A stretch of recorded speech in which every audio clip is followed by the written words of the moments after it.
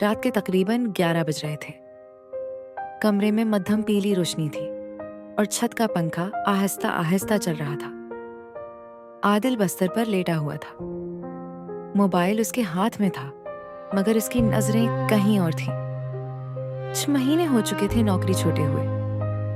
दिन खामोशी में ढल जाते और रातें सवाल बनकर रह जाती। अचानक मोबाइल की घंटी बजी। स्क्रीन पर एक अनजान नंबर था। आदिल ने लम्हा भर रुककर कॉल उठाई। हेलो। दूसरी तरफ चंद सेकंड की खामोशी थी। फिर एक थकी हुई आवाज सुनाई दी। क्या आप आदिल बोल रहे हैं? जी, मैं ही हूं। मेरा नाम अमरान है। मैं आपके वालिद का दोस्त हूं।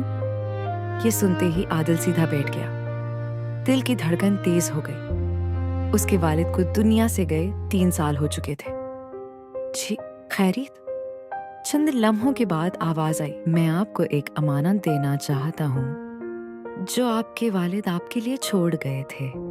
अगले दिन दोपहर को आदिल एक पुरानी सी चाय की दुकान पर बैठा था। लकड़ी की बेंच, पुराने कप और चाय की भाप हुआ में फैली हुई थी। सामने अमरान बैठे थे, सफेद दाढ़ी और आंखों में वक्त की थकन। उन्होंने जेब से एक पुराना लिफाफा निकाला और आहिस्ता से आदिल की तरफ बढ़ाया।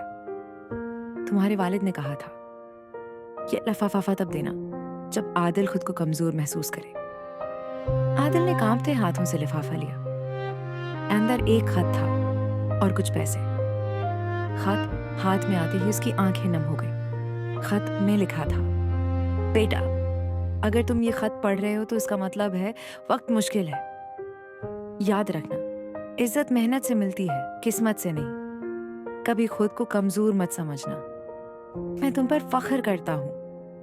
आदिल ने खत कई बार पढ़ा। दिल में एक सुकून सा उतर आया। इसी दिन उसने फैसला किया कि वो किसी काम को छोटा नहीं समझेगा। कुछ दिन बाद उसे एक छोटी सी वर्कशॉप में काम मिल गया। हाथ गंदे होते थे, जिस्म थक जाता था, मगर दिल हल्का रहता था।